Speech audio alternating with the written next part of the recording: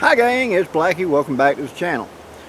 Okay, today I want to tell you about an opportunity. If you're living up near West Virginia, my good friend Jay Hercules is putting on a class, and down in the description box I'll list the link to where to go to find out about this. But Jay is going to be you're going to take the class to make your own canvas tarp. So if you've been wanting canvas, I love canvas, guys. I mean, I did living history for 25 years, and I have used canvas type tents for 40 years. I mean, the plain old U.S. Army U.S. Army pup tent is canvas, okay? And I use one of them a lot coming up. I mean, it was the cheap tent, as well as the canvas U.S. military tarps and stuff. Later on, once I got into living history, I used these white canvas tarps, and I've rode out tornadoes. I've rode out severe weather many times under canvas. I mean, heavy storms. And I've always been very pleased with canvas. Now, as long as it's got good strong ties so they won't rip out and they're reinforced and stuff, you're good to go. And canvas is very forgiving because the material being cotton, which is thick weave, think kind of like blue jean denim. And blue jean denim is a type of canvas. Originally it was called sail duct before Levi Strauss decided to make pants out of them. And they were tough and durable. And so they hold up well in the field to being dirty, to being grimy, to being ground on and stuff like that. So they hold up to field use very well. Yes, canvas is heavier than nylon, absolutely. Nylon is always going to be the winner when you're talking about weight. But durability, actually I think the canvas holds equal if not better angle, because almost all of the nylons age in the sun. So depending on how much you use them is how long they last. I've got friends right now, they'll tell you that they've got a nylon tarp they've had 15 years. They ain't never failed me, and they only camp 3 times a year. Yeah, I can see that. And I put up a brand new nylon tarp in my backyard to cover my hammock that I go up there for my little siesta, and left it up for a year. And when I went to go back there and take it down after a full year, it was almost crinkly.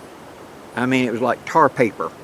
When I went to bend it, it's been in this position for a year. It isn't leaking, but it's like you'd go to bend it, and it was like you were bending thin cardboard as opposed to nylon. When I put it up, it was like silk. But now, after a year of being exposed to UV radiation and everything else, it's become brittle. Canvas won't, as long as you take care of it. And if it's got something on it to keep mold and fungus from growing on it, that's usually the thing that gets them, is mold and fungus. So you never put them up wet. You always have to, if they've been wet, you can roll them up. When you get home, you got to air it out and make sure it's fully dry before you put it up. They'll last forever. And I have my diamond right now that I've got at home that I got in May of 1989, and I'm still using that diamond shelter, that big 10-foot square canvas tarp, and have used it on hundreds of campouts. In fact, I think it was last year or the year before, I did my gathering sleeping in that diamond. Set it down low like a diamond and put a cot underneath it. And so you can have a very comfortable camp. Here's a picture of one of my camps underneath a canvas tarp. I've got a chair, I've got a box, I've got a low cot, and my bed all set up. Here's the picture. It can be very comfortable camping to live in a diamond shelter like that, especially for car camping or something you just want to set up and enjoy. It can be a great way to go.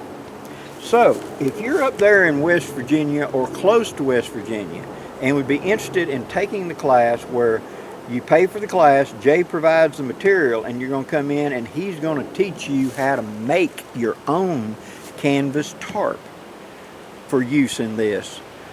Down in the description box, I'll put the information so you can go find it and go talk to Jay.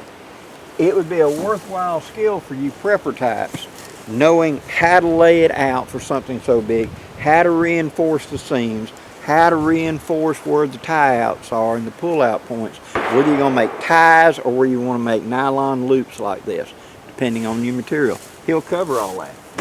And that would be a very useful skill when times get tough. Hope you enjoy this, guys. If you have, please contact Jay and let him know if you're interested in the class. I'd really appreciate it. Till next time, guys, I'm Blackie wishing you safe journeys. Have a great day, guys.